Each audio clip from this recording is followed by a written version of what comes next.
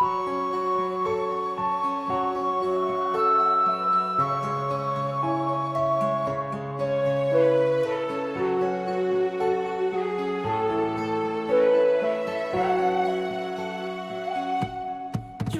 chiên khmaiពួកយើងថៃដែនសីមា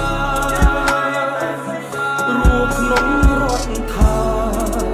មន្ត្រីការគេមកបបពី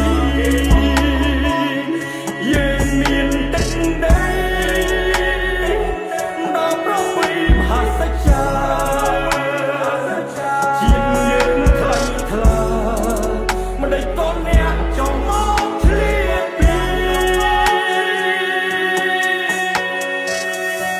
I want to say to the world,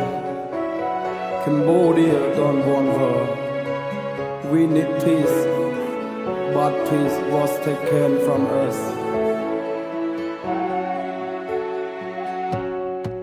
បងហើសុំនាងសូសៀងទៀងទៅដល់បេះដូងនាងស្ដាប់រៀបរាប់រឿងពិតពីរឿងក្នុងចិត្តដែលខ្ញុំឈឺចាំពេលឃើញជាងសង្ឃខ្មែរគេបំពេញរហូតដល់ស្លាប់លើចង់បិចមកចាចាញ់ខ្លាំងខ្លាយរឿងរ៉ាវដែលខ្ញុំចង់ក្រាំ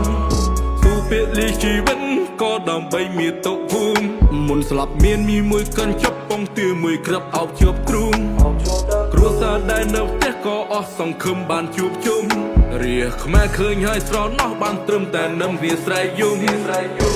កមើលជនភាសុំងំពូនៅក្នុងព្រៃក្មេងរៀនគ្មានសាលាអាហារក៏គ្មានសម្រាប់ឆីចាចោលផ្ទះសំវែងក៏ព្រោះតែខ្លាចពួកសៀមប្រឡ័យយោមិនធ្វើជាដំបូកខ្នើយមួយភួយមួយក្នុងជាប់ដី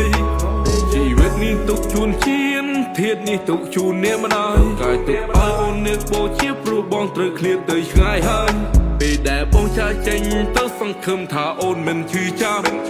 មានឈ្មោះធ្វើជាទើហ៊ានត្រូវតែពលីមិនខ្លាចស្លាប់ខ្លោចចិត្តខ្លាំងណាស់ពេលឃើញចាស់ដេកក្នុងត្រង់សេទីរត់ទៅតែនឹងកាត់បែកជាមកថ្លង់សំលេងក្របដេ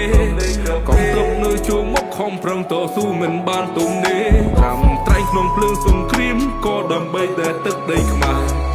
តើអ្នកជួយទេពេលដែលគេធ្វើដល់យើងបែបនេះប្រពន្ធកូនស្រែកដងហើអូនរងចាំបងនៅកន្លែងនេះសម្រេចនៃការឈឺចាប់កូនចង់ឲ្យប៉ាត្រឡប់មកផ្ទះតែមិនដឹងត្រូវធ្វើយ៉ាងណាមានតែប្រណមបង្គំបនព្រះយើងចង់បានតែសន្តិភាពមិនដាក់គំនិតជាតិសាសន៍ដទៃហើយពេលអ្នកចង់បានសង្គ្រាមដូចជារបបពូជសាសន៍ប្រឡាញ់សប្បាយចិត្តណាស់តើមែនទេពេលឃើញមនុស្សស្លាប់ពីពេញដីឬសន្តិភាពចំពោះមុខអ្នកព្រមវាចោលដូចផ្សែងបារីសូមលើកដៃបួងសួងដោយអស់អារុកអារៈអ្នកតាជួយជំរុញកងទ័ពជួមុខឲ្យមានកម្លាំងខ្លាំងដូចយក្សសាវាសម្រក់សម្បុកទ័ពខ្មាំងហើយយកមកវិញនៅជ័យជំនះតាពួកយើងស្រែកថាជ័យយោទ័ពកម្ពុជាយើងត្រូវតែឈ្នះជ័យយោជូន